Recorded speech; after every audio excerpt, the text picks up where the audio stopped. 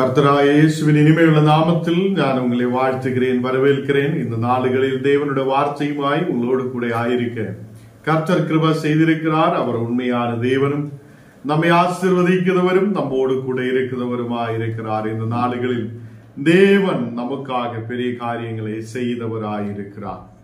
கர்த்தர் நம்மை ஆசீர்வதித்து தேசத்தில் பெருக செய்ய அவர் உண்மையுள்ளவராய் இருக்கிறார். நாம் ஜெபிக்கலாம். ஆண்டவரே, இந்த ராத்திரி வேளையிலப்பா நாங்கள் ஒன்று சேர்ந்து கூகுள் மீட்டாய் உம்மை துதிக்க, உம்மை ஆராதிக்க நீர் கிருபை செய்தீரே, அதுக்காக நன்றி.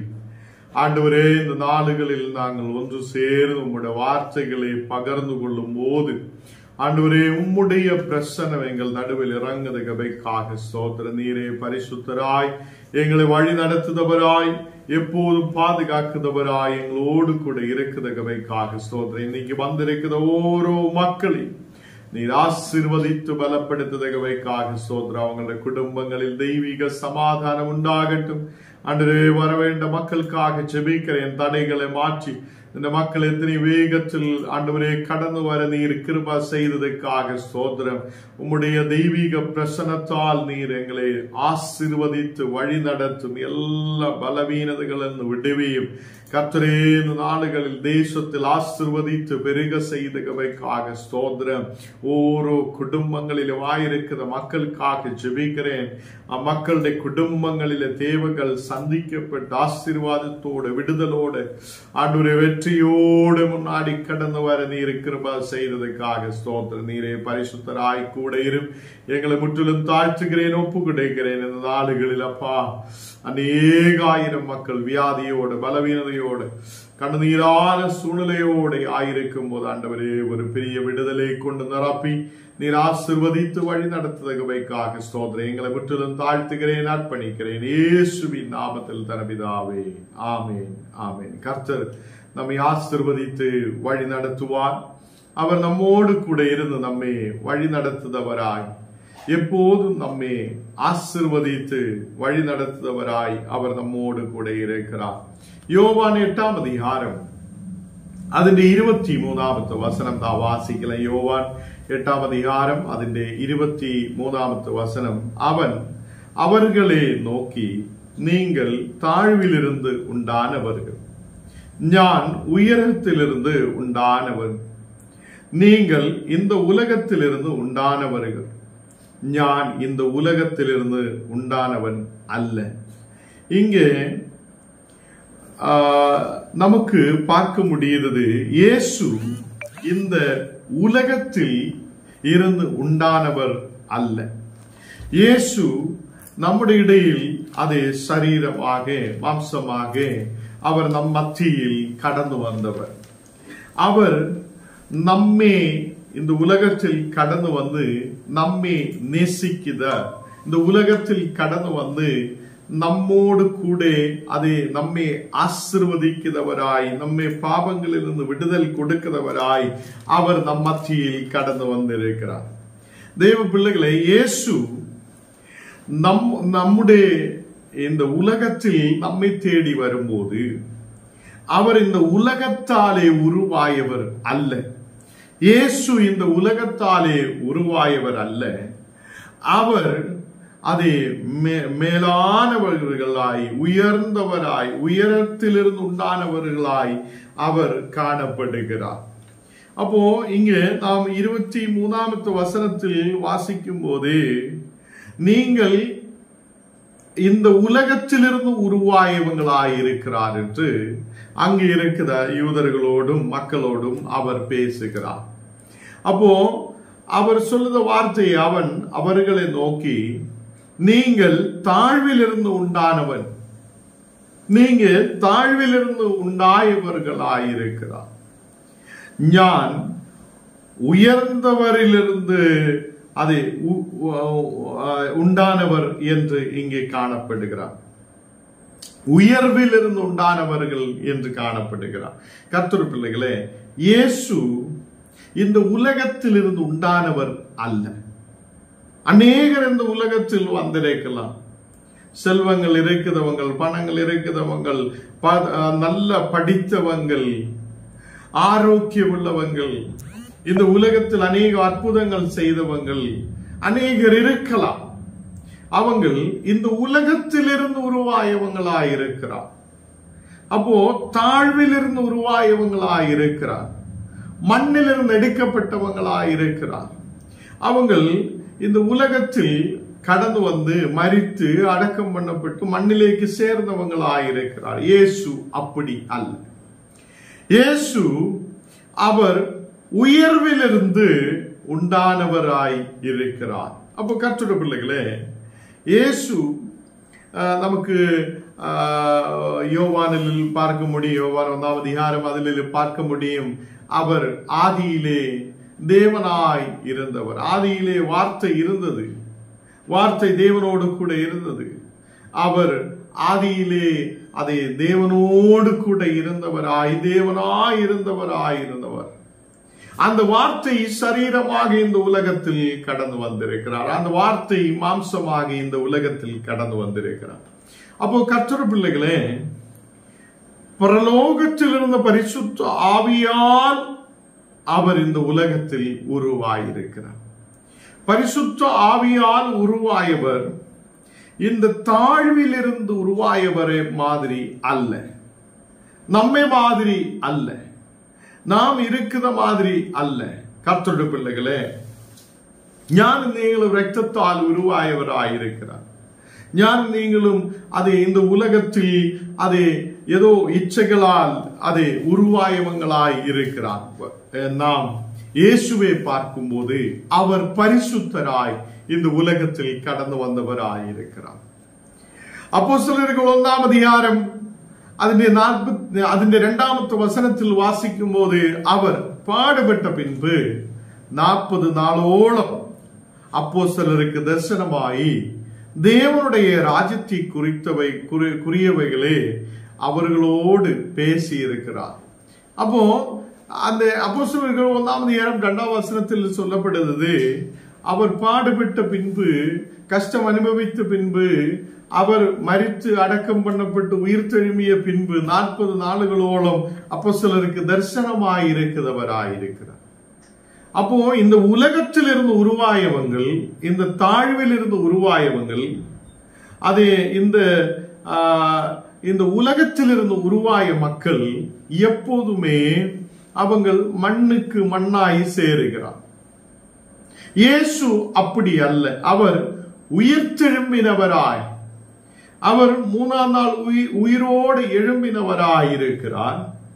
அவர் 40 நாளுகளோളം அப்போஸ்தலர்களுக்கு ஜீவனோட உயிரோட தரிசனமாயிருக்கிறவராயிருந்திருக்கிறார். அப்போ கர்த்தருடைய பிள்ளைகளே, இயேசு இந்த உலகத்திலிருந்து உருவாயவர் அல்ல. அவர் மனிதனாய் பிறந்திருக்கிறார்.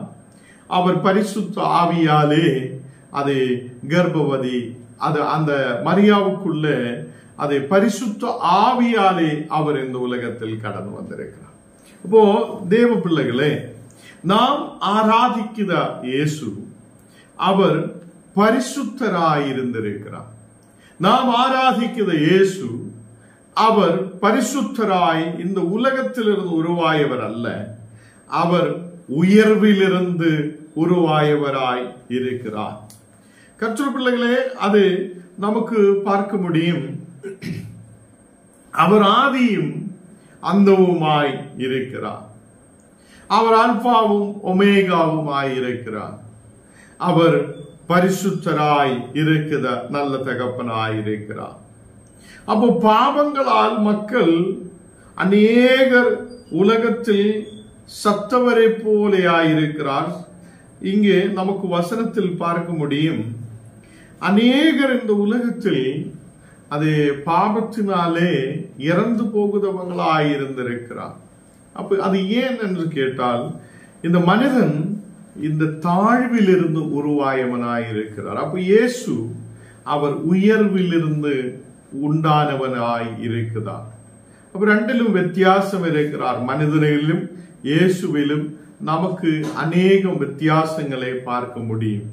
யோவான் 8ஆம் அதிகாரம் 23ஆம் வசனத்தில் நாம் பார்க்கிறார், அவர் இந்த உலகத்தில் இருந்து உருவாயவர் அல்ல, ஞானும் நீங்களும் இந்த உலகத்தில் இருந்து உருவாயவராய் இருக்கிறார்.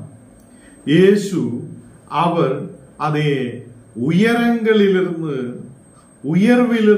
உருவாயவராயிருக்கிறார். அவர் இந்த உலகத்திலிருந்து உருவாயவர் அல்ல. அப்போ இயேசு பரிசுத்தராயிருக்கிறார். அவர் நம்மை விடுவிக்க வல்லமை உள்ளவராயிருக்கிறார். அவர் எல்லா பிரச்சனையிலிருந்து நம்மை விடுவித்து வழி நடத்த உண்மையுள்ளவராயிருக்கிறார். ஏன் நானும் நீங்கள் இயேசுவை ஆராதிக்கிறார் என்று கேட்டால், ஏன் இயேசுவை விசுவசிக்கிறார் என்று கேட்டால், அவர் ஞானம் நீங்கள் உருவாய மாதிரி ஏதோ அம்மாவும் அப்பாவிலிருந்தும் உருவாயதல்ல. இந்த உலகத்தில இரத்தத்தால் உருவாயவர் அல்ல. இந்த உலகத்தில இச்சைகளால் உருவாயவர் அல்ல. அவர் உயர்விலிருந்து உருவாயவர் ஆயிருக்கிறார். கர்த்தர் பிள்ளைகளே, அவர் மரித்து அடக்கம் பண்ணப்பட்டு அவர் உயிர் தெழும்பி அவர் 40 நாளுகளோളം அப்போஸ்தலர்களுக்கு தரிசனமாயிருக்கிறார். அநேகரோடு தேவனுடைய ராஜ்யத்தை குறித்து அவர் பிரசங்கம் பண்ணி இருக்கிறார்.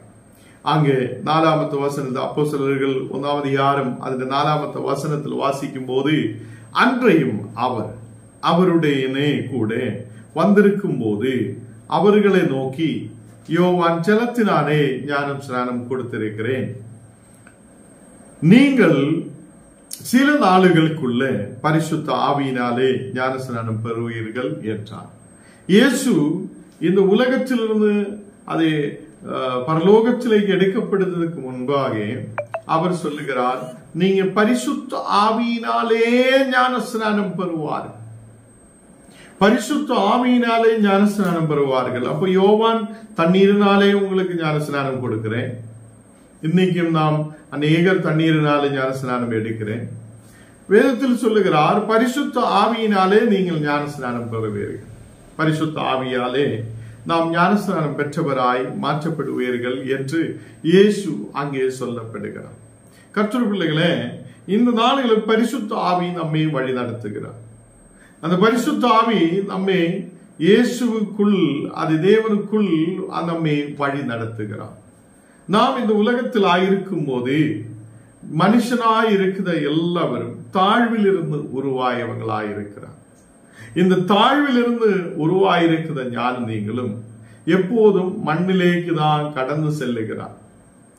நம்முடைய ஆவிக்குரிய சரீரம் எப்போதும் கர்த்தருடைய இடத்தில் கடந்து போகிறதாயிருக்கிறார். அதனால நாம் ஆவிக்குரிய நிலையில் கர்த்தரோடு கூட எப்போதும் இருக்க விரும்புகிறார், ஆராதிக்க விரும்புகிறார், துதிக்க விரும்புகிறார், தேவனோடு கூட ஆயிருக்க விரும்புகிறார். இயேசு இந்த உலக பிரகாரம் உருவாயவர் அல்ல. இயேசு இந்த உலகத்தில் ஏதோ இச்சைகளால் உருவாயவர் அல்ல. இயேசு இரத்தத்தினாலே உருவாயவர் அல்ல. அவர் உயர்விலிருந்து உருவாயவராயிருக்கிறார். அப்போ இயேசு பரிசுத்தராயும் அவர் பரிசுத்த ஆவியால் பிறக்கப்பட்டவராயும் மனிதனால் நம்முடைய இடையில் கடந்து வந்து அவர் நமக்காக இரத்தம் சிந்தி அவர் நமக்காக அதை தன் ஜீவனை கொடுத்து நம்மை விலைக்கு வாங்குறதுக்காக இந்த உலகத்தில் கடந்து வந்திருக்கிறார். நாம் அவரை ஆராதிக்கிறதுக்கு காரணம் அவர் நமக்காக மரித்து நமக்காக இரத்தம் சிந்தி இருக்கிறார். இன்றைக்கும் அவர் உயிர் தெழும்பின தேவன் என்று நாம் நம்புகிறார். அப்போஸ்தலர்கள் நமக்கு அப்படியே சொல்லப்பட்டிருக்கிறார். 40 நாளுகளோളം அப்போஸ்தலர்களுக்கு தரிசனமாய் இருக்கிறார் என்றும், இந்த அப்போஸ்தலர்களுக்கு தரிசனமாய் தேவனுடைய ராஜ்யத்தை குறித்து அவர் பேசி இருக்கிறார் என்றும் அங்கு வெளிப்படையில் சொல்லப்படுகிறார். அப்போ இந்த இயேசு மண்ணிலேக்கு சேர்ந்தவர் அல்ல. ஏன் அவர் மண்ணிலேக்கு சேர்ந்ததில்லை? அவர் மண்ணினால் உருவாக்கப்பட்டவர் அல்ல. அவர் ஆவியால், பரிசுத்த ஆவியால் உருவாக்கப்பட்டவர். அவர் உயர்வில் இருந்து உண்டானவர். அந்த இயேசுவே ஞானம் நீங்களும் ஆராதிக்கிறார். கர்த்தர் பிள்ளைகளை, இந்த நாளுகளில் தேவன் நம்மை ஆசீர்வதித்து பலப்படுத்துவார். நாம் இயேசுவை ஆராதித்து இயேசுவை துதித்து அவருடைய வல்லமையை பெற்றுக்கொண்டு நாம் கடந்து செல்ல கர்த்தர் நமக்கு கிருபை செய்வார். நாம் ஜெபிக்கலாம். ஆண்டவரே, இந்த ராத்திரி வேளையிலப்பா கூகுள் மீட்டாய் ஒன்று சேர்ந்து உண்மை துதிக்க, உம்முடைய வசனங்களை கேட்க நீர் கிருபை செய்தீரே, அதுக்காக நன்றி. உம்முடைய பிரசனத்தால் நீர் எங்களை நிரப்பதகவைக்காக ஸ்தோத்திரம். உம்முடைய விடுதல் எங்கள் மேல் ஊற்றப்படுதகவைக்காக ஸ்தோத்திரம். நீரே பரிசுத்தராய் உண்மையுள்ளவராய் எங்களோடு கூட இருக்கதகவைக்காக ஸ்தோத்திரம். ஆண்டவரே, உம்முடைய பிரசன்னம் எங்கள் நடுவில் இறங்கப்படட்டும். தெய்வீக வல்லமை எங்கள் நடுவில் இறங்கப்படட்டும். ஆண்டவரே, நீர் எங்களை தொடுதகவைக்காக ஸ்தோத்திரம். இன்னைக்கு வியாதியோட பலவீனதையோட யாரெல்லாம் ஆயிருக்குதோ அந்த மக்களை நீர் தொடுதகவைக்காக ஸ்தோத்திரம். ஒரு விடுதல் இப்போ நடக்குதகவைக்காக ஸ்தோத்திரம். இந்த மக்கள் சௌக்கியத்தோட, விடுதலோட, ஆரோக்கியத்தோட ஆண்டவரே கடந்து செல்ல நீர் கிருபா செய்ததுக்காக ஸ்தோத்திரம். உம்முடைய பிரசன்னம் ஒரு மக்கள் மேல் ஊற்றப்படுதகவைக்காக ஸ்தோத்திரம். இந்த ராத்திரி வேளையில் அப்பா ஓரோ மக்களையும் நீர் தொடும், அபிஷேகத்தால் நிரப்பும், தெய்வீக கிருபையுள்ள மக்களாய் நீர் மாற்றும். ஆண்டவரே, உம்மது வல்லமை இந்த மக்கள் மேல் ஊற்றப்படட்டும். தெய்வீக ஆசீர்வாதத்தால் நிரப்பி நீர் வழி நடத்தும். இன்னைக்கு படிக்கிற பிள்ளைகளுக்காக ஜெபிக்கிறேன். அந்த பிள்ளைகளுடைய மேல் கர்த்தருடைய வல்லமை இறங்கட்டும். புத்தியால், ஞானத்தால், கிருபைகளால் இந்த மக்களை நீர் ஆசீர்வதித்து வழி நடத்துதகவைக்காக ஸ்தோத்திரம். வேலைகளுக்காக கடந்து செல்ல மக்களுக்காக ஜெபிக்கிறேன். சரீர சுகமும் பல ஆரோக்கியம் தீர்க்காயுசும் நீர் கட்டளையிடும். இந்த மக்களுக்கு வேலைகள் செய்ததுக்கான வேலை வாய்ப்புகளை நீர் கொடு. இந்த நாடுகளில் பலப்படுத்தி ஆசீர்வதியும். அநேகர் பாரத்தோட கட பிரச்சனையோட இந்த நாடுகளில் ஆயிருக்கிறார். தேவனே, எல்லா கட பிரச்சனைகளை நீர் மாற்றும். கண்ணீரான சூழ்நிலைகளை மாற்றும். எங்களுக்காக பெரிய அற்புதத்தை நீர் செய்யும். ஒரு விடுதலை கொண்டு நிரப்பும் அப்பா. இந்த நாடுகளில் பெரிய விடுதல் உண்டாகட்டும். இயேசுவின் நாமத்தில் தரவிதாவே, ஆமென்.